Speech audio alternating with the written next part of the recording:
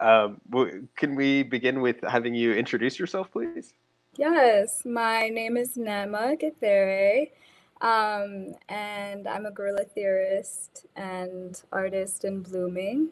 Originally from Nairobi, Kenya, grew up in Colorado, currently based in Brooklyn, New York, and yes. Well, it's a pleasure to meet you. I've heard nothing but beautiful things about you from Kadala, so it's cool to put like a face to the name and a beautiful face at that. I'm like, come on, skin and hair. So as you know, we're doing a whole project about Afrofuturism and how it can impact, not impact, how it has implications in our waking life, right? And so maybe to get us started, we can get your definition of what Afrofuturism means to you. Yeah, I think about Afrofuturism as like a temporal projection of Blackness into the future and like a negotiation of the ways in which Black people there's been like a meticulous project to erase Black people out of futurity. And so, yeah, I define Afrofuturism as the place where Blackness gets to express itself. Like spaciously. I think about it as like also this kind of speculative, dreamlike space of like cultural, like being culturally generative. And given that definition, what would you define your relationship with Afrofuturism to be?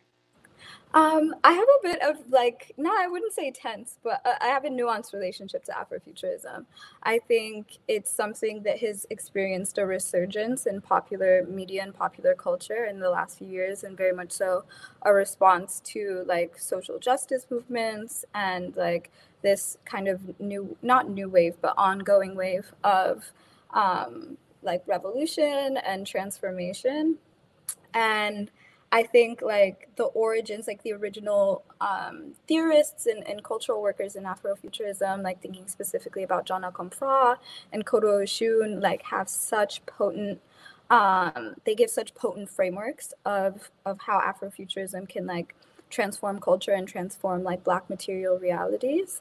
And at the same time, I feel like Afrofuturism has been almost over-evoked in the sense that like anything that is Black and is thinking about the future is automatically put into this box, when I think there's like kind of a more spectral space in which like Blackness relates to Afrofuturism.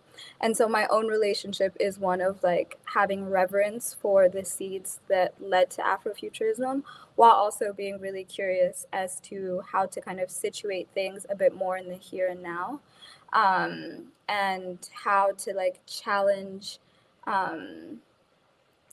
challenge the constriction of like Black cultural production solely within the box of Afrofuturism. Yes, I'm like snaps to all that and above. And I love that you had brought up this fact of, you know, we need to expand the spectrum of Afrofuturism while also having reverence for how it was created, its origins. And so I would love to hear a little bit about what was your first contact with Afrofuturism and how did you feel when you were activated by it? Yeah, I'd say my first contact honestly was being on Tumblr. Like I always say that I came of age on the internet, and that's because like growing up, like I was always babysitting my siblings, and like my parents would work a lot, and so I was just staying at home and like on the computer. And Tumblr is like the first place that I got to really be exposed to like kind of these new and expansive like Black cultural waves.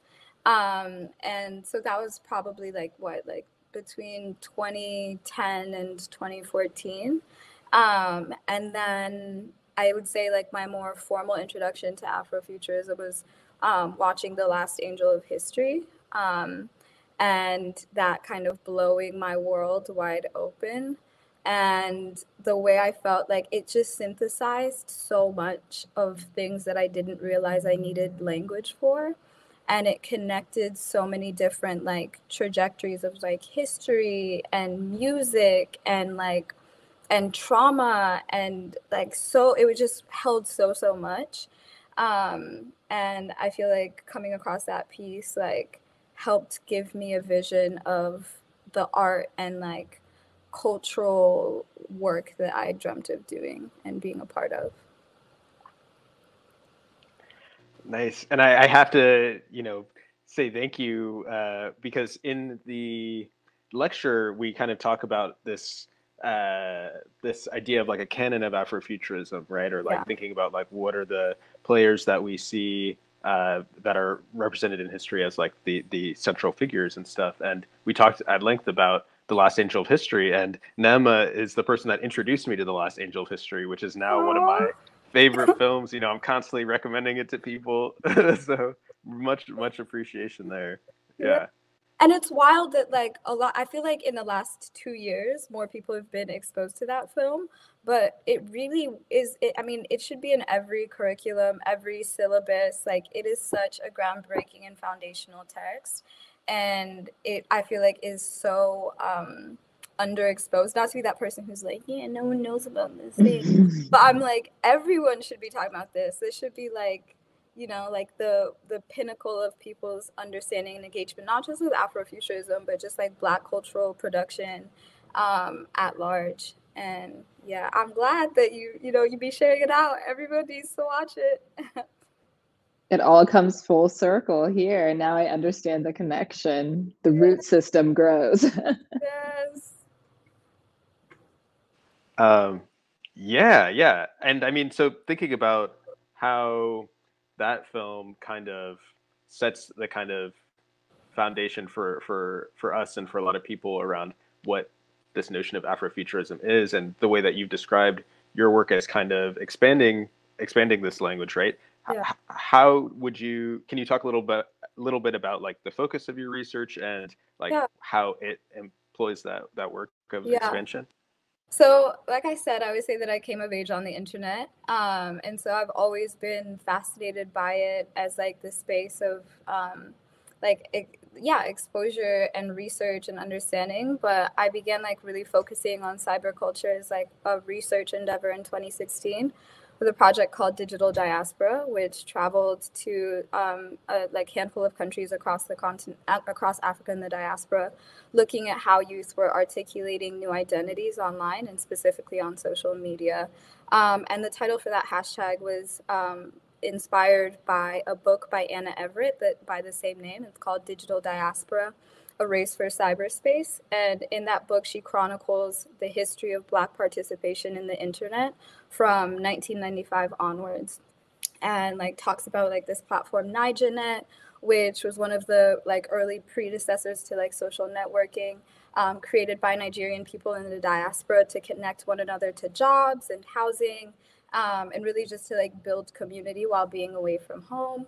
And her like work is so thorough and so expansive, and I was really curious to like carry that on to like a hashtag age and a social media age.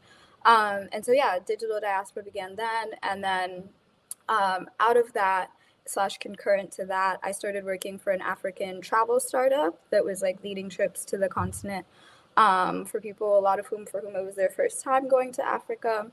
And through that project, I attended Chale Wote, which is the largest street arts festival in West Africa. And I was having this conversation with a Ghanaian curator, Nana Sekwadwo. And we were like just talking about what was going on, because Afrofuturism was a word that kept coming up there. And, he was like, everyone's saying Africa's the future, but it's not, like Africa's the present. And I was like, whoa, like all of this kind of research that I was doing through Digital Diaspora really like materialized, an understanding of exactly what it is he was speaking towards. And so around that time, I began to like think and write about Afro-presentism as an extension of Digital Diaspora, but also these kind of Afrofuturism reflections.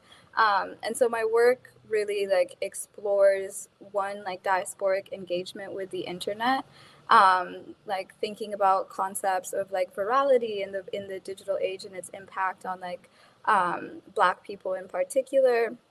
Lately, like I've been thinking a lot about indigeneity and Blackness in their relationships, because I think, yeah, I could go on a whole tangent about that. I'm sure we'll get to it later. But yeah, I'm thinking about like displacement and diaspora and the ways in which the internet both like facilitates and challenges pathways to like healing those senses of displacement. Yeah, that's really interesting. I feel like you had already led into our next question, so I almost wanted to say keep going off, because as Kadala and I have been going on this journey, and as people, you know, Black folks who have lived in different spaces, who have been in collaboration and in contact with folks across the diaspora that experience Blackness differently or express their Blackness differently or similarly. Yeah. I think it brings tension to the term Afrofuturism. And Yeah. we can even break down, like you said, the whole temporality of it and saying, you know, yeah, Black people are also in the present and will be in the future. But would love to hear a bit of how you feel. Yeah, maybe we can do some of the linguistic gymnastics for a second of how you feel and being part of a diaspora when it comes to the language around Afrofuturism. And like an example, I mean, maybe Kadala, you would also like to share like this notion of Black Panther took Afrofuturism and put it on steroids, and then everybody was like, oh my God, Wakanda forever, Afrofuturism is a thing, like it would never happen before, right? But as it transmuted across the globe to spaces where Black people might not be present, it was a very US American steeped notion of what Afrofuturism could mean, right? And so what are some of your thoughts on how the movement has traversed other diasporas, and how do you engage with the term, and how might we even reframe it for the future or the present? I think that's a really interesting question, because it is very true. You know, I think like, again, Jana Kumfra and Kodo Ishu, and they're based out of the United Kingdom, like in London and around there. But Afrofuturism has become like a very US centric kind of mobilization, or like branded type thing that, like you're saying with Black Panther, draws heavily from the African continent without necessarily being like holistically rooted and like engaging with the unique like challenges and struggles and differences about like how Blackness manifests itself on the continent. And so for me, it's interesting because I do identify as being in the diaspora, because I am. Like, I was born in Kenya, but I grew up in the United States. But, you know, I feel I'm a much closer connection to the continent, like not just even my home country, but like the entire continent than I do the States. But at the same time, like I don't have like a multi-generational relationship to America or the West. And so my relationship to diaspora is very different to people who like have different different timelines of relationship to the West. And so I think like I feel kind of frustrated by how like Africa becomes this commodity of sorts within that kind of framing of Afrofuturism. But I also am very cautious of being like overly critical of that, because I understand that like people with different relationships to diaspora, of course, are operating with a different familiarity of like African culture in the here and now. But I think about writers like Nnedi Okorafor, for example, for whom like the term Afrofuturism is always applied, and Nnedi is very resistant to that and reluctant to that, and prefers to be called an African futurist. And so it's interesting to me to see how different people are trying to work towards specificity about like the context of their futurism. And I think that it touches on like a much deeper conversation about how Blackness as a cultural product relates to Africa and Africans. And like how, Blackness is like a political like concept and construction is implicated in that as well. And I think it requires a lot of care to work through that, because at the core of a lot of this is a deep sense of wounding, you know, because of like how much violence Black people and African people and diasporic people face, and how that wound is often weaponized within the community, like between the community, in ways that don't serve our collective futurism, and futurism in the sense of like moving towards a time that is not now. But not necessarily like a distant futurism, but like literally like, okay, how do we come together for next year? How do we come together for the next decade? How do we come together and like talk about climate, like all the different time scales of not nows?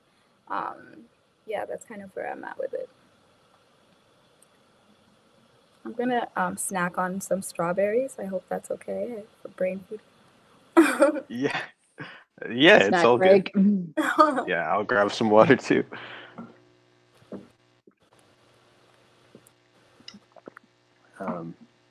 Wow. Yeah,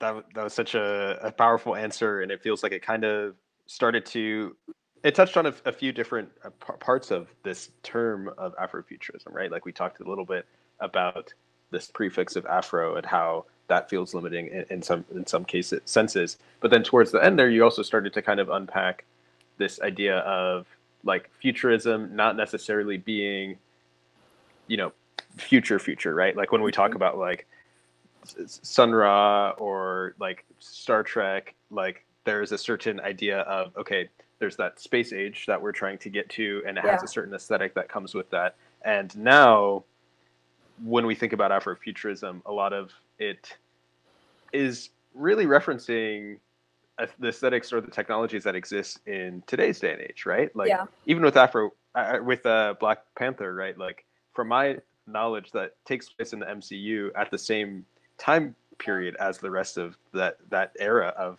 the Marvel Cinematic Universe, right?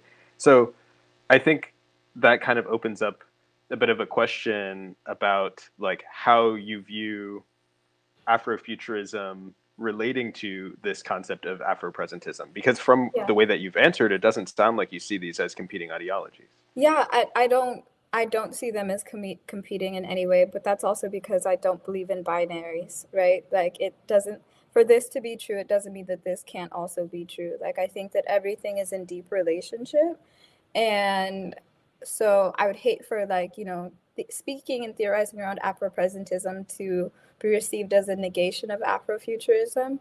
Like for me, I think, and I, you know, the way that I refer to it is that like Afrofuturism was the mothership, like vision and like project from which Afropresentism was born.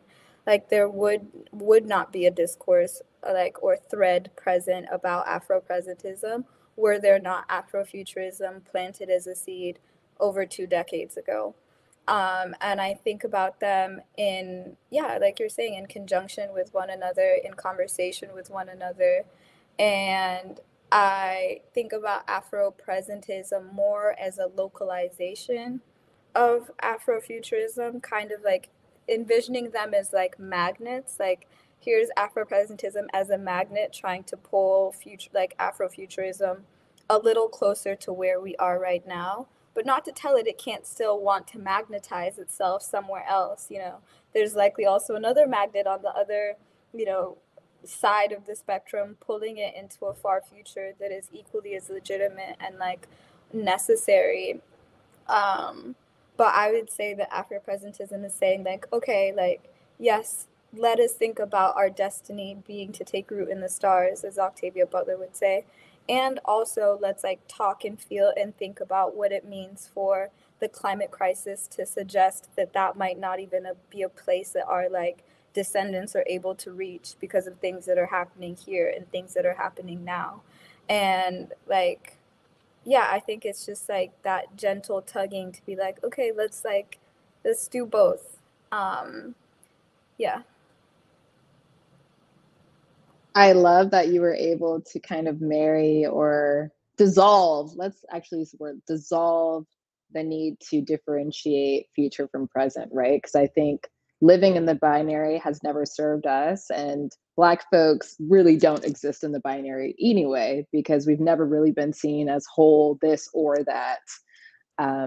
So I would love to hear a bit about who has inspired you in the Afrofuturist or Afropresentist realities. Yeah, I would say, I mean, I already cited them earlier, but the two top ones are John Okomfra and Kojo Eshun. Like, those are my beacons of Afrofuturist understanding. Like, Kojo Eshun in particular, the way that he's able to write about, like, chronopolitical realities and, like, have chronopolitical, like, provocations, and parse them out with, like, care and in such thorough and specific and rooted ways is like so foundational to my understanding and respect for Afrofuturism. And similarly, like the kind of alchemy that John Akomfra is able to do with the camera and like with film, with images, you know, is so deeply inspiring and catalyzing for me. And like recently, I've honestly, like, I have a very contentious relationship with the written word, while also really believing in theory. And like John Akomfra, his and Kojo Eshun's work has really inspired me to think about how to use like moving images as a place to theorize and like communicate cultural concepts with. So those two, in terms of authors, like can't talk about it without talking about Octavia Butler, who is the prophet of all prophets. Like, I remember getting to go to her archives in Huntington, California, and like looking through her note cards and journals from when she was like 20 years old, and seeing like the longevity and like precision with which she thought about the future, and like having that catalyze so much for me. In fact, I have this right in front. Look, everybody whip it out. Look at that. This is the most important frame in the whole. I gotta take a little screenshot. Yep. Period. Just like that. And you can see this copy has like all this rain on it because like I travel everywhere with this. Like this, it is battered out of love and reverence. So in terms of like the in-between space with Afropresentism and Afrofuturism, definitely Rashida Phillips and the Black Quantum Futurist Collective based out of Philly. I usually have one of their books on my dresser, but it's probably my backpack because that's another one that let me see. Yeah, that's another one that I try not to move anywhere without or be too far away from.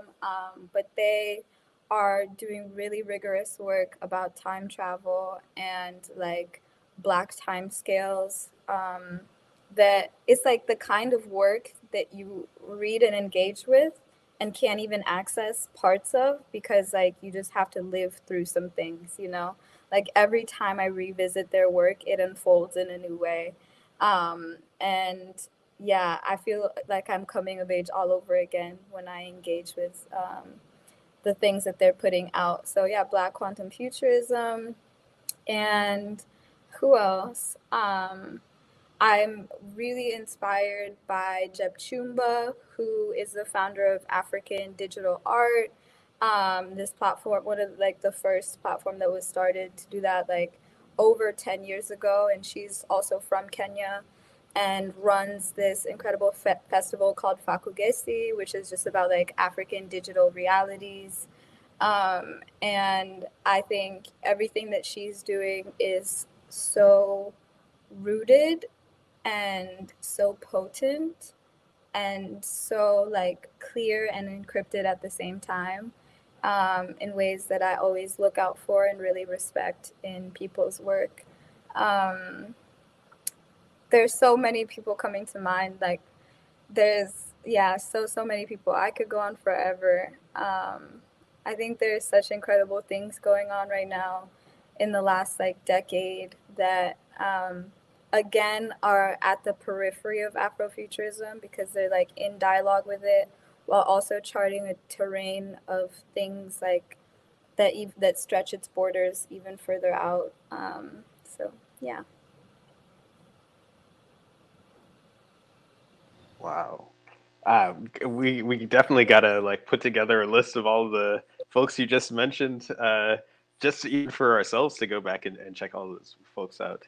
Um, there was something that you said that really kind of like inspired a beautiful visual in my head of like you're saying how Afrofuturism, like part of why they cannot exist in this binary, like, or in opposition to each other, is that Afrofuturism in some ways helped plant seeds for Afropresentism, right? And it kind of gives this visual of like the daughter birthing the mother, right? And even hearing you talk about the reverence, or speaking with such reverence about the people who have inspired your work, I can see this idea of Sankofa in your own personal work. But I was wondering if you could speak to like how this idea of Sankofa relates to Afropresentism, and if you see there being any sort of relationship between Afropresentism and.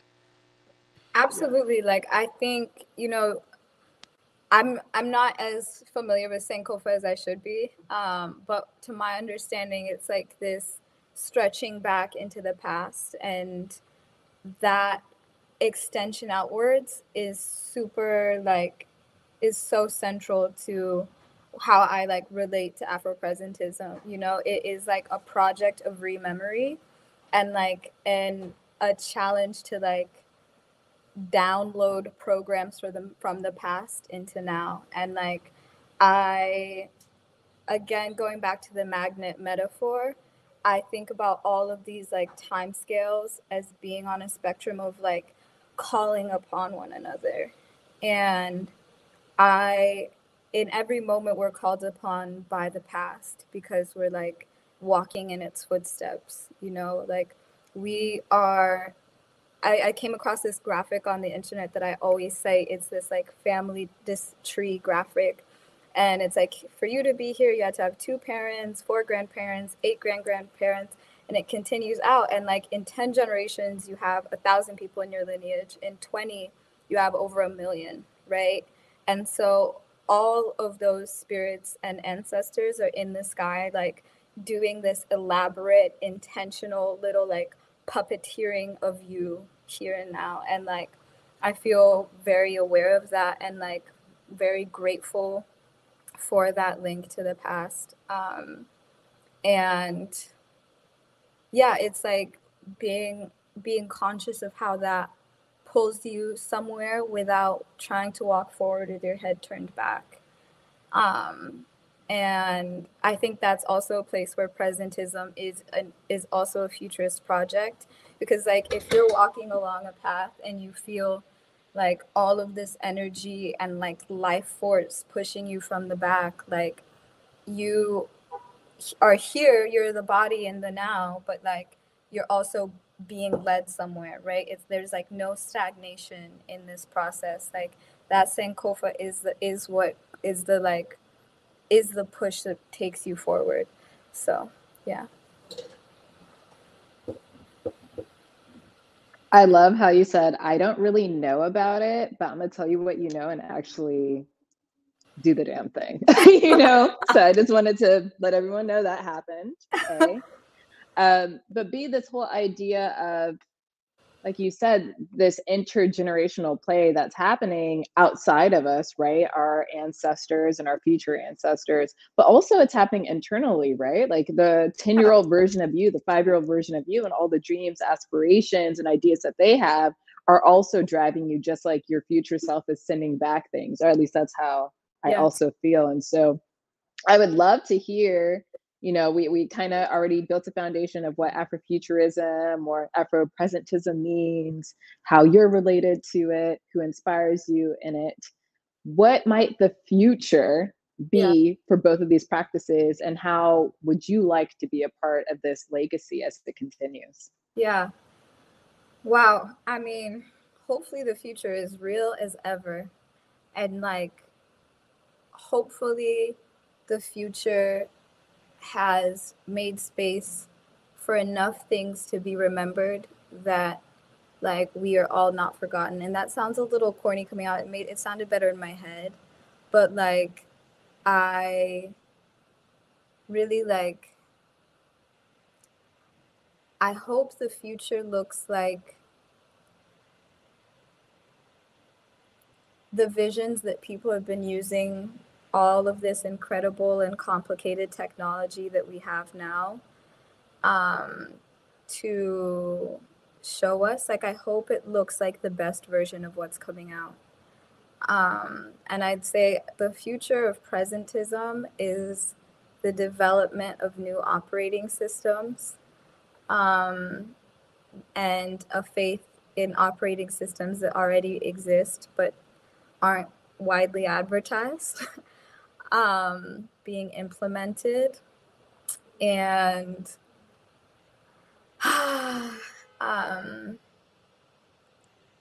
yeah, I think I pray that the future of both of them look like freedom in its truest sense, like freedom beyond its concepts, like people being able not to just like render incredible things in Blender, rapper, and publish them somewhere, but also have the funding to build these things that they're rendering, right?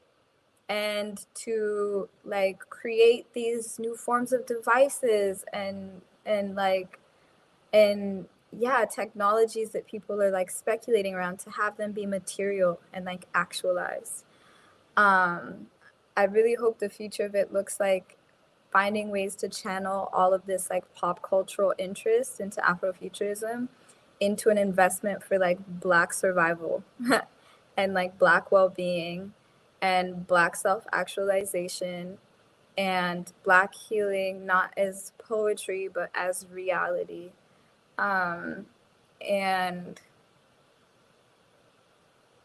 yeah, like I would hope that the future looks like, yes, film festivals and exhibitions and panels and all of that, but also like strategy sessions and like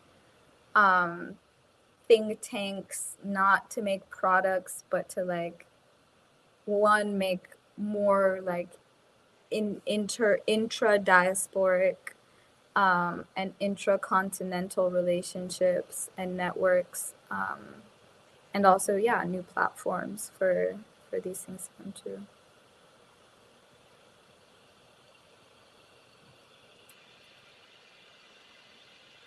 Wow. Well, I mean, I think something that you said in there that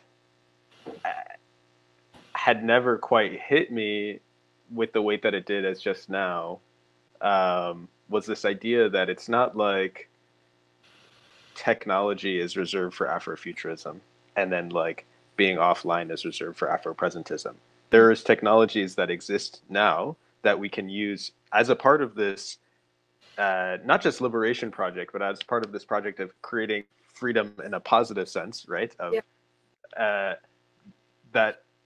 that we can use, but we oftentimes see it as something that is of the future, and then thus we don't necessarily have the means to reach that space of freedom today, right? And I think that yeah, it's just got my gears going. In particular, one of the things that I think Afropresentism kind of offers, or I don't actually, I'd like to hear your opinion on this and to see how you see these things as relating. But when I think about your work with like data healing in relation to Afropresentism, I feel like that's one of the places where we see conversations about technology and the way that technology interfaces with our lives, but giving us like a new mode for how we engage with those technologies. So there's a question buried in there about, I hear you. No, I see it. Yeah. I found the question. Okay. Well, I guess to begin with a bit of context about data healing is like this speculative practice and spontaneous convening body that looks at the relationships and like intersections between technology, nature, and spirituality. And that practice and speculation was born out of a conversation, not even a conversation, a class that I attended by Olivia Ross, in which she said she, like, for the first time, I heard the phrase data trauma. That referring to things like surveillance and like being doxxed, like when your personal details are leaked online, censorship when like queer and trans and like marginalized people are banned from platforms just for existing, just for like vocalizing their realities. And so data healing was a response to and like kind of visioning around what it looks like to reconcile all that data trauma and have landscapes that are free of that data trauma. And a big part of this data healing, again, data healing is situated within a lineage of people, of Black femmes who have been like thinking about our relationships to the internet. Olivia Ross is also the first person I heard use the term cyber doula to refer to people who are having healthier relationships to the internet.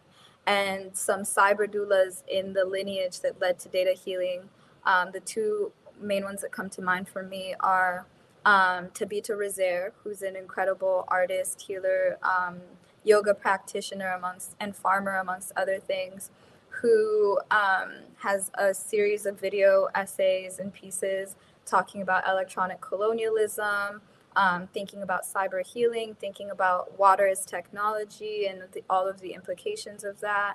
And then the second one is Elizabeth Mputu, who is another brilliant artist and healer who is Congolese and lives in Florida. And her work is so beautifully expansive and like really, really sits with like the spiritual dimensions of our digital relationships and like the psychological and physical materialization, like connection to that.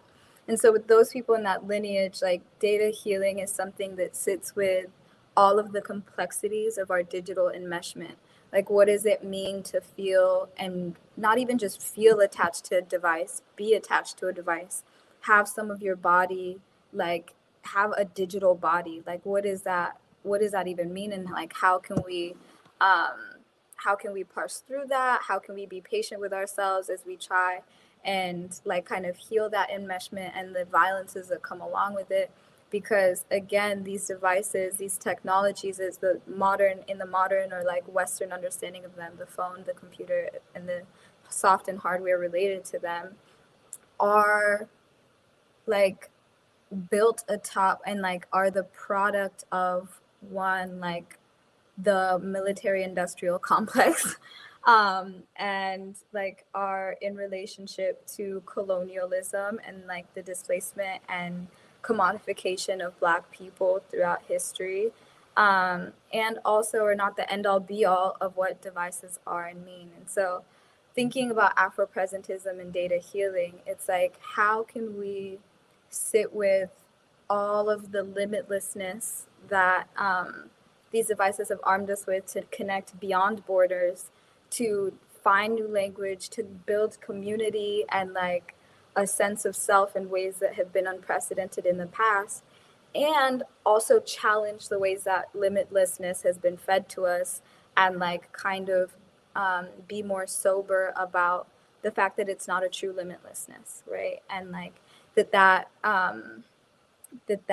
kind of sense of expansion and progression has come at a cost, and like demands transformation in a way. And so I think data healing and Afropresentism are deeply in conversation with one another. They both deal with the digital and they both deal with Blackness and diaspora.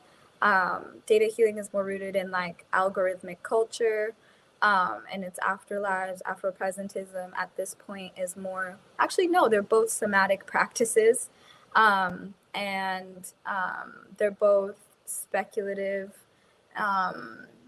and yeah, they're both really rooted in the here and now, while like very committed to visioning realities beyond that.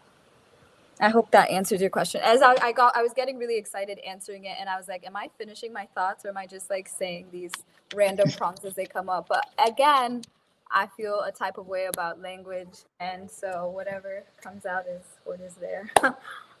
No, I think whoever watches this is going to be in for a great treat, right? Because you, to bring back the doula, right? You were able to kind of usher us through what it means to be a data healer and inviting people to also see kind of the traumas that are lying there when it relates to us and technology, how we might be part of technology in the future, right? Not outside of just having a digital body, but hybrid human tech bodies as well.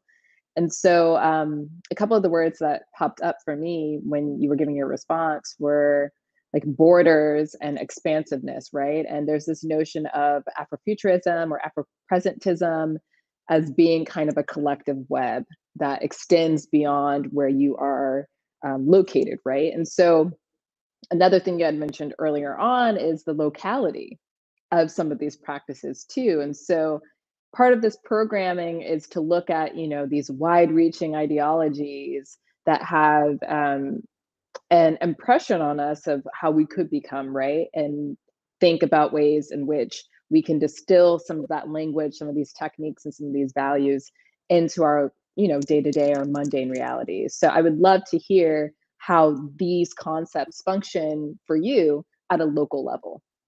I love that question. And I also really love your use of the word mundane because, and this is my friend Sige is all about the mundane, and she's really put me on to how incredible it can be to like take a step away from fantasy and like just find bliss in everyday moments and everyday things that aren't that exceptional, but are exceptional for that same reason because they just are and exist. And so thinking about it within a local context, the most local you can get is your body. And I admittedly need to get way better about putting the things I talk about in practice with my body. Like I think a lot of the times I'm a very heady person and I think, theorize. And so I'm always trying to localize and be like, okay, when I hear something or learn something or connect with someone, where is it landing in my body? Like where is a specific feeling or like sense of inspiration coming from? So there's a lot of that, but also to think about like spatial locality. That's an interesting one for me because so much of what has informed my practice is like a hypermobility and moving in and out of a lot of different regional contexts, and as a result not being fully embedded within one particular local context. And so I'm trying to think about how to respond to that while being authentic to my own experience of like more so movement than like locality spatially. But I think the first thing that's coming to mind for me is relationships, like putting these theories into practice, not just within the art piece or not just, you know, within, whatever kind of sense of product and output is connected to it. But like, okay, how can I treat my friends in an Afro-presentist way? How can I like engage with my family in a futurist way? And so I think that locality is like, again, one tied to the body, but it's like here you are as a node, here are all of the threads that are extending out of your node. Each of those threads like stretch out into the earth and are placing roots somewhere. And that's all of that also is like informed by and inspired by like different practices and examples and experiences of like community organizing that I've seen that are very relational, but also really rooted in place. And yeah, so I think locally it's just thinking about every instance, every decision, every like thought train, and like the larger structure that those mundane moments contribute towards. Yeah, that answer feels like it kind of loops us back to the beginning as well for when you were introducing yourself and you spoke about being a guerrilla theorist, right? Mm-hmm. I remember us having a conversation before where when you described guerrilla theory, it's kind of like taking these, rather than placing these ideas, these high level ideas, and then putting them on a pedestal and putting them inside of the ivory tower. It's like the best way that we can engage with these high concepts is in the conversations that we have with each other, you know, and the relationships that we have. And you said it in a much more beautiful way, but I don't want to take the words out of your mouth here when you can describe it yourself. Yeah. I feel like part of it is also challenging this idea of a high concept. Like, where does that come from? You know, like, and again, it's this kind of thing of creating a hierarchy between the like mundane and the fantastical. Like, a lot of guerrilla theory is in the aspiration towards like deconstructing the notion that certain like modes of reflecting about around the world are inherently like atop others in some sort of hierarchy.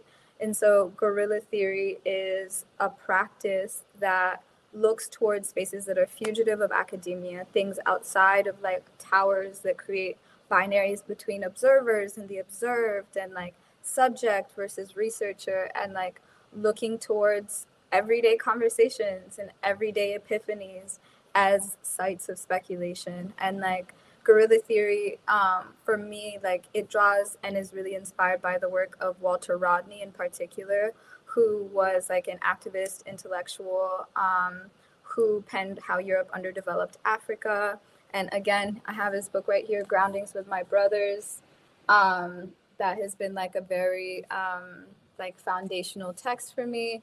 And he was like all about just learning from people. Like he did do the whole PhD thing, which like I don't think that's gonna be my portion, but I respect it. But he was also like just there like talking to people who were farming and talking to people who were like organizing their workplaces and like talking to everybody, and that all reflected in his work. And like he didn't create hierarchies between like, oh, these are the things that I'm learning in my university program, and like these are the things like my grandmother is teaching me.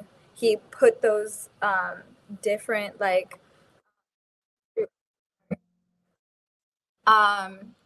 he put all of those different like spaces of inspiration and creativity on the same plane.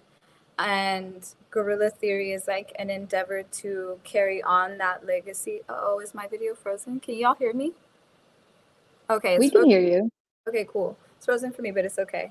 Yeah, guerrilla theory is just like, let's talk about it, and talking about it makes it real. And if it's real for you, I'm gonna assume that it can be real for me too. Like, yeah. I love that, because I've never heard the term guerrilla theory, but I feel like that is something that I've been putting at practice myself. When I had decided to go pursue a graduate program, one of the things that brought tension was this fact that I was being exposed to so much history, so much theory, and so much richness and context when it comes to Blackness, right? And not just Blackness as it relates to the US, but really tracing how the construction of Blackness was created, right? And mapping that and realizing my dad doesn't know this stuff. My uncle doesn't know this stuff. My young cousin doesn't know this stuff. How can I find ways to translate this experience, this theory that I'm getting, to them in ways that's digestible, right? And I try to do that in all my practices. So I think I'm converted. I think I'm one of y'all. I would also say like it's not even necessarily about translating theory. It's about like understanding that the theory comes from the very people who are told that they can't understand the theory, right? Absolutely. So it's like, okay, my mom might not be using the same words to talk about this, but my finding language around it was inspired by her, right? So like, and it literally came out of feelings of frustration being in college and then coming back home and being like, oh, why doesn't my mom know about XYZ? And like having to humble myself and be like, oh, actually, no, just because this is like whatever elitist jargon, hyper specific XYZ that I'm being like fed as like understanding doesn't mean that's the only shape it can take. And like it's yeah, like it. So yeah, that's the only clarification.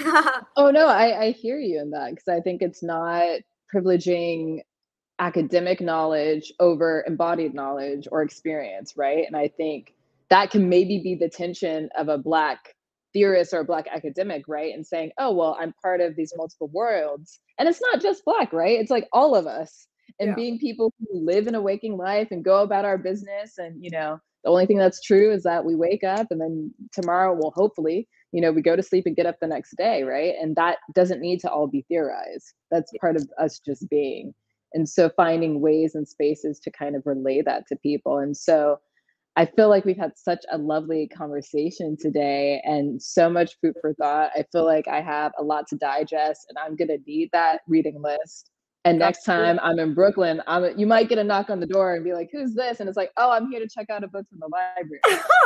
Yes. You know, I'm like, I have my library card and I just enrolled, but would love to hear how people can follow your work, how they can read more about what you're doing, and if there's any projects that you would like to promote right now.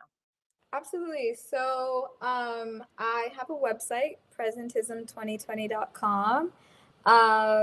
And yeah, I'm still figuring out, I've like been wanting to start a mailing list for a long time, but sometimes I'm bad at being consistent and it feels like a lot of pressure. So, but that's pending soon. And when when it's going to happen, it'll be up on my website and folks can like keep up to date with things there.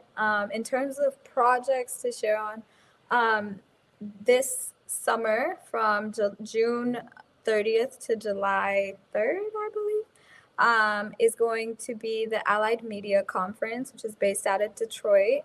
And I, alongside Yaa Ade and Sige Tefese, will be curating a track on Afro-presentism, which is going to be a series of between 7 and 10 programs that are all in conversation with Afro-presentism. And I'm really looking forward to that. So if folks want to like be in like to stay engaged with Afro-presentism stuff, it would be really lovely to have people come to some of those sessions and join the convo. And thank y'all so much for the invitation and for the tender questions. And yeah, I really appreciated this time with y'all. So. Of course. Yeah. Thank you so much for making the time and for giving us so much, downloading so much knowledge into us today. And I'm so excited to be able to share this conversation with the folks over in Seattle as well. And it's cool because it'll be, they'll be able to see the whole conversation rather than having just cuts and edits from it. So this will be dope. Yay. Yeah. Awesome. Y'all have a beautiful day. Take care of yourselves. We'll be in touch. Yes. Such a pleasure to meet you, by the way. I already know we had things to do. Yes, please. Yes. Hit my line. I'm always open. Also, my email for anyone who wants or needs it is neemagithere@gmail.com. NEEMAGITHERE@gmail.com. So, yeah. Yes. And they spelled it out for you. I got y'all. Well, thank you so much. Everyone have a beautiful day and chat soon. Bye. Bye.